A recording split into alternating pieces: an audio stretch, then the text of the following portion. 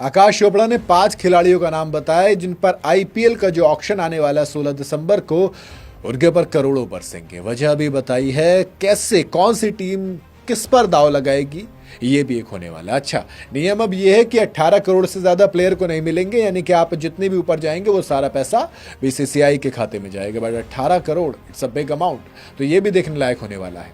चलिए बात करते हैं। भाई, आकाश चोपड़ा ने सबसे पहले 5 नंबर पर अफ्रीका के खिलाड़ियों को रखा है, क्योंकि फिलहाल वो खेल रहे हैं। आकाश चोपड़ा ने कहा कि साउथ अफ्रीका की सीरीज चल रही है, इसलिए कुछ नयापन तो होगा ही।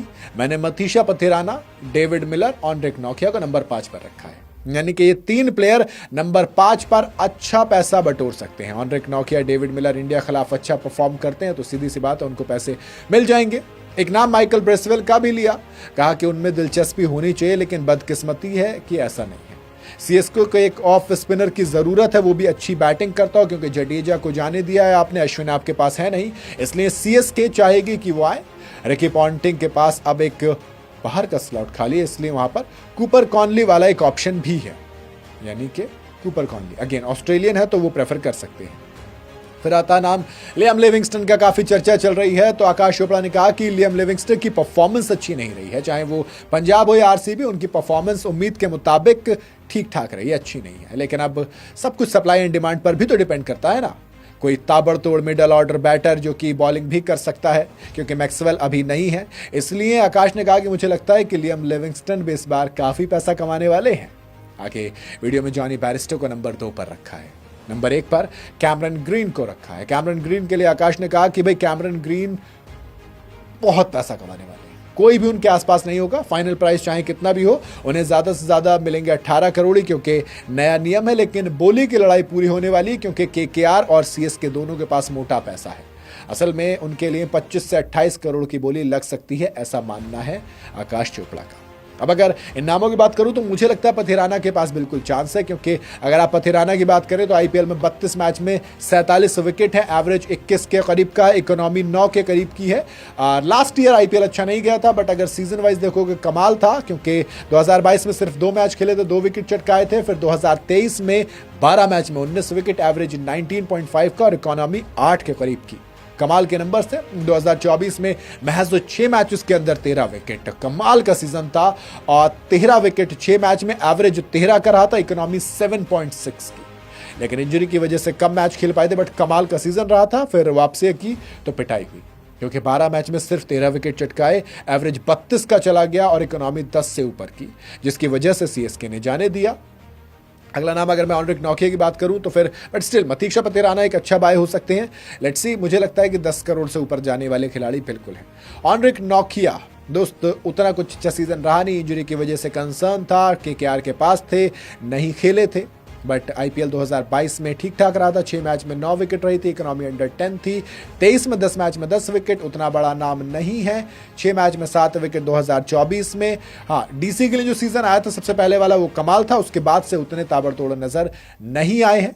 जबकि केकेआर ने मोटा पैसा खर्च किया था, 2 करोड़ के बेस प्राइस के साथ आए थे, 6.5 करोड़ रुपए दिए थे, बट रिलीज करना पड़ा क्योंकि इंजरी कंसर्न थे, नहीं खेले थे। अब इंजरी से वापस आ गए, बट नंबर उतने अच्छे नहीं है, तो मुझे लगता है कि ऑनड्रिक नोकिया पे उतना पैसा बरसेगा।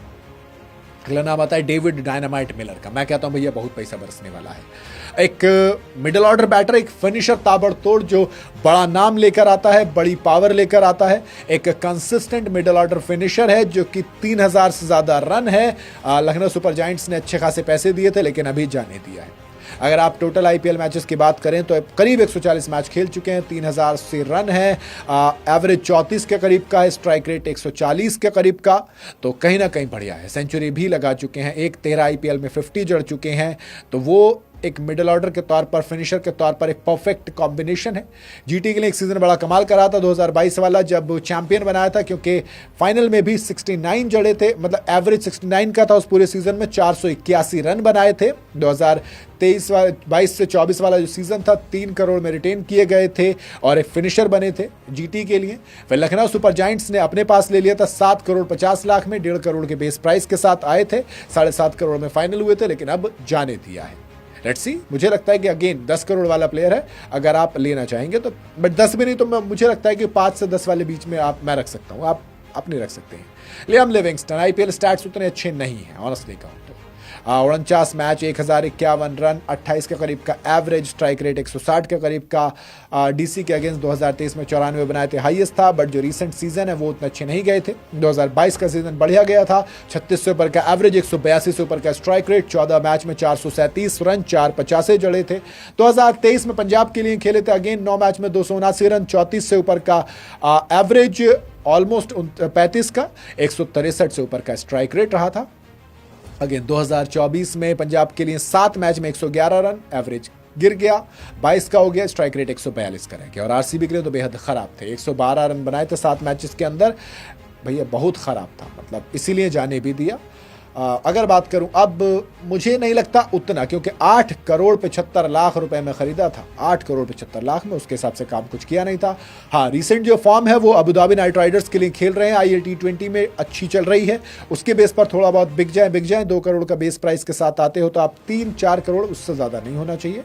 बाकी जॉनी बैरिस्टो की बात करूं, जो आकाश चोपड़ा ने बताया है, अगेन मुझे लगता है कि जिस तरीके से फॉर्म चल रही है उतनी अच्छी नहीं है। IL T20 में MI के लिए खेल रहे हैं, थोड़ा सा मुश्किल है। IPL 2025 के ऑक्शन में बिके तक नहीं थे, लेकिन फिर रिप्लेसमेंट के तौर पर लेकर आई। हैदराबाद में अच्छे थे, ताबड़तोड़ रहे थे, 3-4 सीजन मेरे ख्याल से खेले थे। पंजाब किंग्स ने भी फिर 2022 के ऑक्शन में 6 करोड़ 75 लाख रुपए में खरीदा था, अनसोल्ड गए थे 2025 में, लेकिन विल जैक्स के रिप्लेसमेंट के तौर पर आ गए थे 5 करोड़ 25 लाख रुपए में, आके फाइनल में अच्छी सी, मतलब एलिमिनेटर में अच्छी पारी भी खेली थी, बट उतना नहीं। कैमरन ग्रीन, हाईएस्ट प्राइस वाला प्लेयर, जो बारे में जिसके कहा जा रहा है कि अच्छे खासे रिकॉर्ड तोड़ने वाला है। भाई मुंबई इंडियंस ने 17.5 करोड़ में खरीदा था, एक एक्सपेंसिव बाई थी IPL की, लेकिन फिर ट्रेड कर दिया आरसीबी के साथ 2024 में। बैंगलोर के लिए अच्छी फॉर्म भी दिखाई, सेंचुरी भी जड़ी, 50 भी जड़े, लेकिन इस बार बिल्कुल आ सकते हैं। मुझे भी लगता है कि इस सीजन में अगर ऑक्शन में बात करूं, सबसे महंगा अगर कोई बिकता है तो वो कैमरन ग्रीन होने वाला है। बाकी आप अपना राय, अपने नाम कमेंट में बता सकते हैं।